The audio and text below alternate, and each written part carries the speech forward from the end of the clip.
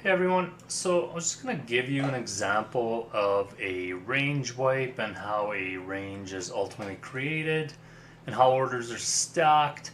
And basically the idea is, so this is on the 1 minute and I'll show it to you on the 15 minute as well. What ends up happening is they basically just stack orders and they leave a bunch of liquidity behind. This is BFIs I'm talking about. Then they'll run that liquidity. They'll stack more liquidity. And this will basically happen over and over and over. And they'll basically just keep running all this liquidity up and down.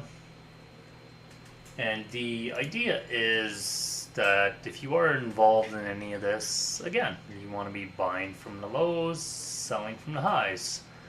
So if we just pulled say you only had this to work with in the beginning, you would know right away just from this little range that you had that was created.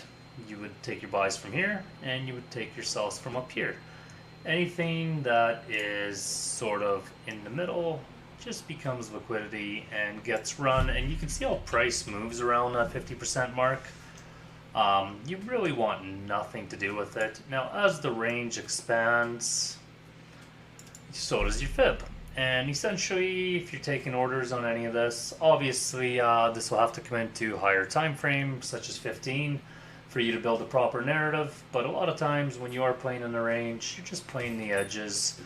And the idea was just to show everybody how a range stacks. Again, you're going to stack a bunch of liquidity, and essentially this liquidity is just going to get run over and over. And this happens basically non-stop, over and over and over. They just keep creating ranges, they keep wiping ranges, and this is ultimately how BFIs stack their orders. Now, I could pretty much go on with this forever. I think I've kind of shown you guys enough examples, you get the point. Now, if I was to pull a 15-minute order block, you'd basically have an order block up here that initiated lower prices. In this exact scenario, I believe price is bearish on the higher time frame. So again, you'd find some kind of, you'd be looking for your big trades from here, from higher up. And if you were to pull the fib on this, now this would be a 15-minute fib. I'm just pulling around the 1 minute to show you, but you can see you're well priced in the premium, great area to sell from. Even if you were selling from here, again, you're properly priced, you run the week lows, ultimately the move doesn't happen until here. Now I mostly use the fib on the daily and the 4 hour and a little bit on the 15 minute. The only thing I really use it for on the 1 minute is to basically show me where it's okay for me to get involved in a range. So if I am playing in this, again, we're just playing the edges. And once you train your eye, you won't really need the fib so much because you'll just know where the middle is. Now, if we really dial in on this and look at it, you can see how many times liquidity's been stacked and wiped. Again, liquidity gets stacked in here, and ultimately it gets wiped. And this just happens over and over and over until they finally decide to move price.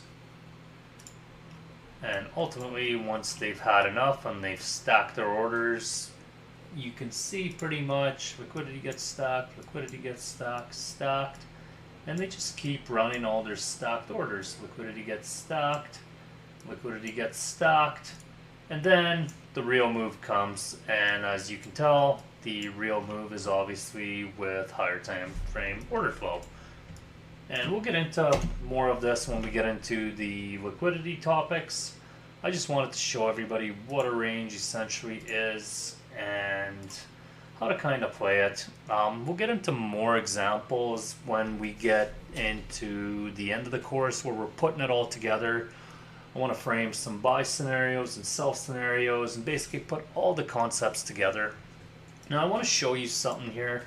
The fib isn't always going to work on every single leg like for example, if I pull it from here to here, like it almost taps relative equilibrium, but it doesn't.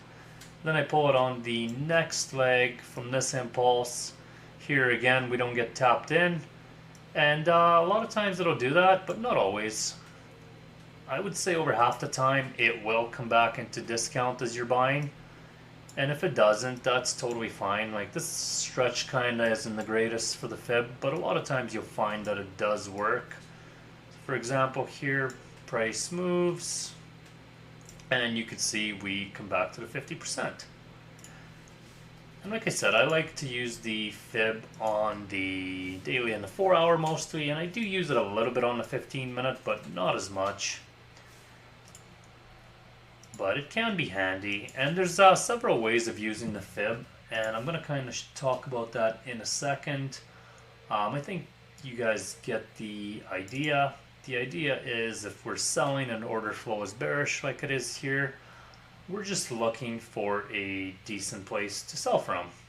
Basically, if we're involved in this leg, we don't really want to be selling from here. We want to wait till at least relative equilibrium at a bare minimum to get involved, and whenever possible, obviously we want that premium pricing, but depending on the way the market forms, that's not always the way it's going to work out. But more often than not, price will come back to that 50% or relative equilibrium. Now this is important for two things. So if we're trading with trend, you're obviously wanting a decent price, so relative equilibrium or premium preferably. Now the other way of using the fib is if we know 4 hour order flow is bearish and we're playing a pullback, one other way of using the fib is where can I safely play this pullback to? Well, more often than not, they are going to tap the equilibrium, or at least the relative equilibrium. So you know that when price starts going up, you can safely take buys to at least this point, maybe even 50%. As price gets past that 50%, you know that more than likely the 4 hour trend is going to take over, and that maybe it's not a good idea to keep buying once price is past this point, and maybe it's time to start looking for sell ideas again as price has achieved relative equilibrium, and now we can start at resuming higher time frame order flow.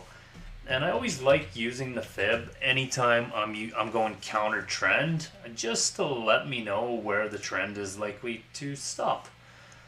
So even if we just jump on the 1 minute quick, which is going to be your execution time frame, a lot of times, this would be the high of a 15, this would be the low of a 15, and essentially, again, if you are playing the pullback, you're going to have your fib pulled from the high to the low. And if you are deciding to get involved in the pullback, you know that once price has achieved that relative equilibrium, it's going to be a lot less probable to keep buying. Yes, in this case, it does keep coming into the premium territory. But if you're still taking buy orders in here in a bearish scenario, more often than not, you are going to get, you're going to lose money. So it's best to always be involved down here. And as price gets up higher, we're just going to wait for order flow to shift and higher time frame order flow to resume.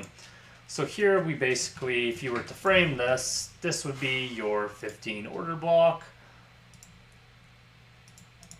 And basically your very premium price, order flow is bearish. You could say this is a weak low, and that would be your target to run. Now, what you're looking for is essentially a change of character to let you know the market is shifting and order flow is going to resume. Here you have a last sort of a demand level that put in a new high. And we will get into this stuff in a little more detail, but I just basically want to show you guys how to use premium and discount to frame a trade. It might give you guys an idea of what's to come too. So we have a change of character on the top, and we have a change of character on the bottom. And all a change of character is essentially you took the highs and lows, you wiped the liquidity. Now, you're very well priced, so in this case, you have a demand level here that sort of fails. And the area that causes the failure is ultimately something in this zone. And we'll get to all this in more detail. And essentially what you're doing is just selling in premium. And you're following order flow. Now, you could partial this out sooner if you want, but more often than not, we can frame a trade based on higher time frame order flow. And this is a 17R. This trade is properly priced. You're in premium pricing. You're following higher time frame order flow that is bearish. So it is much higher probable that you'll make money taking sells. And that's all I really like using the fib for. So if we're playing the pullback, up to the 50% is safe. Anything beyond that, if you are taking buys when you're counter trend, make sure you manage really quick, basically get risk out of the market, and we'll cover that as well. But that's basically all the fib is used for. Don't overthink it too much, and it's not going to work every time, but most of the time the fib will help you set up good trades. You can also, depending how your management and your psychology is, you can even make a rule that you're not going to take a trade unless all your confluences align. Or as you get more experience and you start viewing the market different, you may choose to only use the fib on the higher time frame or only as a guideline. But as a beginner, I would just recommend giving yourself the highest probability setups so that you can have a high probability of winning. You don't need to be in every trade, you just need to be in every high quality trade that's got a higher probability of going. So I'm not really going to keep beating this topic over and over. I think you guys get the point. As we get into other sections of this course, you'll kind of see how the fib integrates into the whole system. And whether you choose to use it or not is completely up to you. But I promise you it'll save you a lot more losses if you do choose to use it than the wins that are going to go without you. Yes, you'll miss trades, but you'll miss way more losses than wins, so it's not a big deal. This is a long-term game. Anyway, I'll see you guys in the next video.